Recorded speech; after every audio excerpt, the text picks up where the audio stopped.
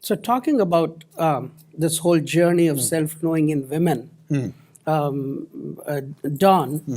would like to discuss some more things. Okay. Don, if you could discuss on. Thank you, Vanessa. In human history, in all countries, all religions, for centuries upon centuries, women have been suffering indignities, inequality, and lack of freedom from male dominance. Right. It's even down to a skewed perception or interpretation of the Word of God. So are women held to be spiritually inferior beings in comparison to men? Is that the question? Yes. You see, that is not an explicitly spelt out thing in mainstream society. But what is expected of women is obedience to men, because they don't want to have trouble, because they have a self. And if you want to have equal freedom, equal to what men have, then the self of the man becomes insecure. So the insecure self claims authority on you, puts you in a box, and says you are inferior, and you've got to conform, you've got to be obedient, and you've got to do all these things. That is how the gender bias has developed. The etiology is the same. It goes back to the self of man. And the self of man, all through history, you see the strong oppressing the weak. Not just man oppressing woman. The strong people oppressing the weak people, the strong nation oppressing the weak nation. It's a very pathetic story of humankind. So why has there been this disparity between men and women in religion? Strictly speaking, it should not be. But as I said, even religion is controlled by the males of the species, and they want power, they want authority, they do not want dissent, and they do not want you to suggest something. They know everything. So the self is anarchic. The self is conceited. And the self is always drunk on power.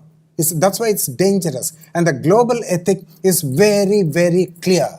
They say that the self has got a proneness to evil. They are not trying to put the whole thing under a carpet.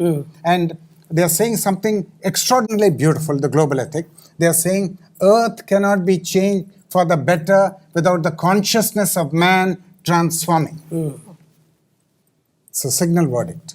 So they know that the microcosm is not such an insignificant thing, that really the trouble lies there, but they don't know how to go about it. Right. Okay? And they are sitting in the watchtower, and they're looking for what people are talking in these conferences, and they want to learn. And they're very, very intelligent people. They are the leaders of the parliament of the world's religion. They are the creative minority in the religious sphere. They are at the apex of the religious pyramid. From the watchtower, they are watching. They know that everything which is happening in the religions is distasteful, and this is not a thing in the religions which can be accepted by the Atmic center in man. No. So there's been recent legislation and purported women's rights, really globally, when you think about it.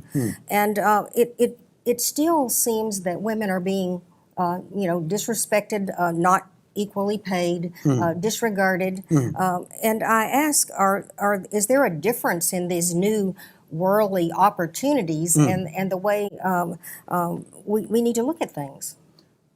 I mean, you know this as a professional. You are a professional and you have worked in church organizations and you're a financial consultant. You know that even if we make legislations and we provide outer empowerment for women, they have all the privileges and they have all the advantages which the males of the species may have in a certain office environment.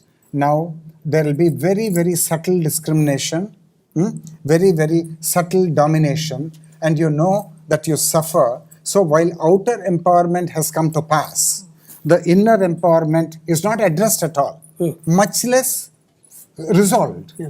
Because there's a whole lot of suffering here, whole lot of suffering. There's suffering in the family, suffering in society, suffering in all religious institutions. And in fact, there are many, many sessions at the Parliament of World's Religions 125th anniversary, where there is one panel discussion where 5 women rabbi are talking about their plight. because they're rabbis and they're custodians of the Jewish religion.